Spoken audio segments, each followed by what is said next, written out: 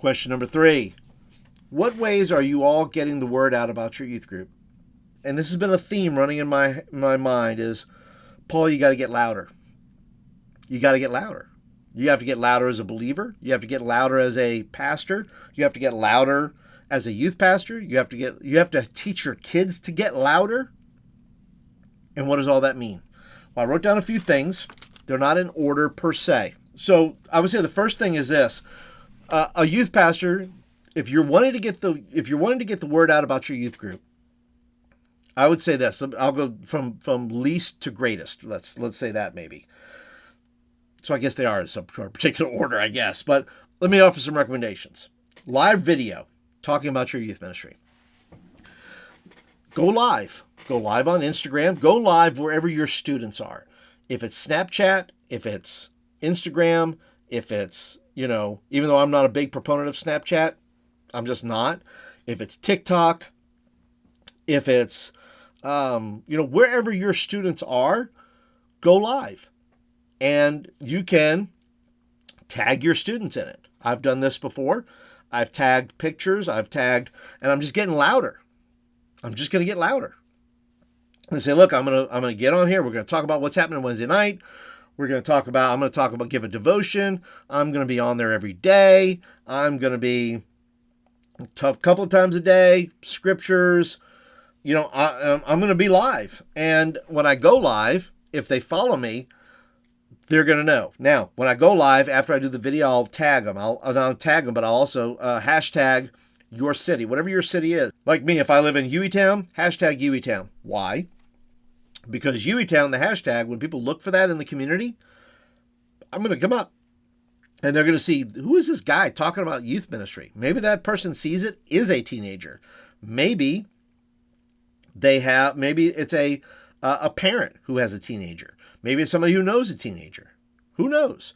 But I will tag it up because I want to get louder. I have to put myself out there. That's why I do live every day, every Wednesday. That's why I go live. It's part of me getting louder so more youth pastors can find me, so I can communicate more truth to them and answer their questions. But yeah, I would say number 1 is do live stuff on your platforms, wherever your students are. And then I would hashtag the city that you're in, and then ask a question, getting people to engage. Next is I would go to where parents are. Okay, so if you want to get the word out about your youth group, there's groups of people that need to know. There is students who need to know, but a lot of students don't drive themselves. High schoolers maybe, right? From about sophomore on, can drive themselves. But it's parents who bring their kids a lot of the time. So go to where parents are. And I would say this, do a Facebook Live. If you think that's where most of the parents are of your teenagers, go to Facebook and do Facebook Live. And say, hey, guys, here's the Wednesday night report. Here's what's going on. And then you can tag parents in it, right? If they're on there, tag parents in there and say, hey, this is what's happening tonight. And hopefully they'll watch the 1 minute. You can't do it very long, but for a minute or two, talk about what's going on, what's coming up, and then tag parents in it. Also, I would find, and this is where I'm going to show you something that I think is helpful, is every Facebook group has a what's happening, right? What's happening in Woodstock? What's happening in Pleasant Grove? What's happening in Hueytown? Whatever your city is, you have, a what's happening in that city. Find that what's happening. And this is what I did. Let me just show you here. And I'll make that a little bit smaller. But I took a post today. I posted that in what's happening in Woodstock. Now, I don't know a ton of people in Woodstock, but I know a lot of people in our church that are in that group. And I want them to see that, look, I'm announcing to what's happening in Woodstock. Well, our youth ministry is happening in Woodstock. That's something that's happening. And if you're not the most excited person about your youth ministry, nobody's going to be excited about your youth ministry. You got to be excited about your youth ministry. You got to be willing to get it out there. Okay. And so, for me, I just put a little simple thing, and that's my phone number. That's not the church's phone number, because the church secretary and so forth sometimes doesn't know what I'm doing. So I make sure I know what I'm doing. I put my number. That way, if they call me, I can answer a question.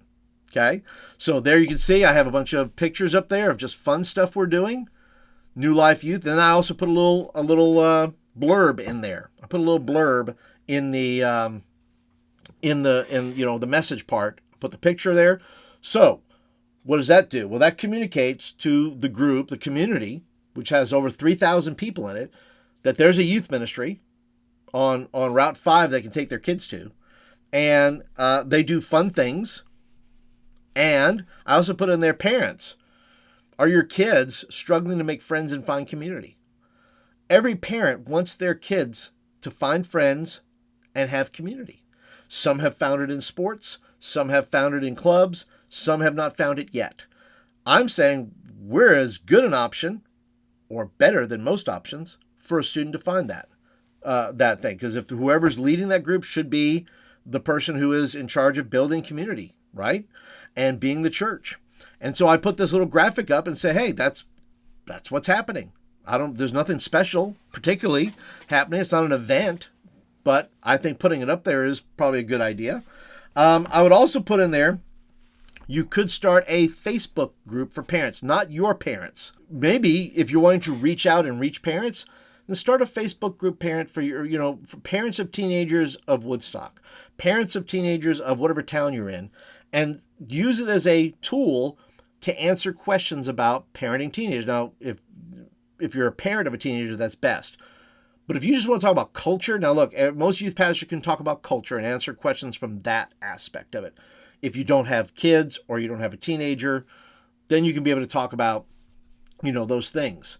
Talk about what you're good at talking about. Don't pretend, right? If you're a youth pastor and you're going to get on there and say, I'm going to answer all your questions about parenting teenagers, and you don't have any teenagers, shh, talk about what you know. If you want to answer cultural questions, if you want to answer some very basic questions about, hey, my teenagers is this, then you can maybe ask some questions and then maybe offer some. You're not a therapist, you're not a counselor, you're not any of those things, although you might be. I don't know, you may have graduated with a degree in that. But I can say that, look, maybe you start a separate group about helping the teenagers of your town, and you're saying, look, I'm here to answer any questions I can, to be a resource, if nothing else, for the parents of this town. That if they don't have anybody else to go to, they can come in here and talk about whatever it is they want to talk about. Okay. Another thing I would say, is starting a group. It could be, you could base it around a book. You could base it around, a particular need. What is the need in your town? Is it about violence or drugs, or, if you have a particular, that God's called you to a very particular type of student. You say, hey, I feel like I can help with these kinds of kids because I was those kind of kid. And so you can talk from that, experience if you don't have kids yourself or you don't have a teenager. So you can at least say, hey, I was this kind of kid, and maybe there's a certain kind of kid in your neighborhood or in your community that you say have a real heart for these kids. And parents have, it could be anything, right? So I would say too, number 3 is make some invites, real simple, business card size. Put a QR code on there that leads back to whatever it is, your youth group, website, your Discord, your Instagram, whatever it is. Wherever that QR code is on there, it leads you to somewhere else. But on that card, you have the church, your name, phone number, and when you meet. And I would just have those cards on you that when you see a kid, say, hey, can I hand you this? Hey, look, if you're not doing anything Wednesday night, we'd love you to come out and check us out if you're not busy on Wednesday nights. And I know I included this in the other one, in the other thing, but choose a group of kids you want to reach. And I mean this in the sense that was concerning the Facebook group, but I'm talking about in general specifically, that if you're saying, look, this month I'm going to do something for athletes. It's athletes month in our youth group. It's nerd month in our youth group. Whatever. It could be something where you're going to spend your time specifically trying to design things around groups of people of something they might be interested in. And then you design what that is. Maybe it's a 3-on-3 basketball tournament. Some sort of like Star Wars quiz night, trivia night, win prizes. So there's lots of things you can do, but maybe choosing and choosing to focus on a particular type of students that you want to reach. I'll tell you this, there's sports guys I love, reach them all. But I tell you what, a lot of a lot of kids don't play sports. In fact, the vast majority of kids don't play sports. So that leaves a wide berth of kids you can reach, depending on what you want to talk about or get into, right? And then I would say this is your number one way, I would call it your number one marketing strategy for your youth ministry. I've heard it said this way, that the best advertisement for your next youth ministry is this youth ministry. It's tonight's youth ministry. However tonight's youth ministry goes is the best advertisement for the next youth meeting. Because if you design a youth meeting that has purpose, it's communicating the gospel, it's focused on loving students, it's focused on directing attention towards God during worship. If you have a well-designed, not always perfectly executed, but it's going to be good. And then whatever God does in that meeting, that's your best advertisement for the next meeting. That whatever you've done all that you can do to prepare the youth meeting the best way you know how, and then you're going to leave the rest up to the Lord to be able to do that. But that's one reason why I pitch this a lot. Because I think the more you design, right? You're not just putting together a meeting, you're designing a meeting. The more you design a meeting, the more you design it on purpose with outcomes that you say, I'd really like to see this happen, then the better your planning is going to go to be able to achieve that. Once again, you're doing what you can, and you're putting the rest in the hands of the Lord.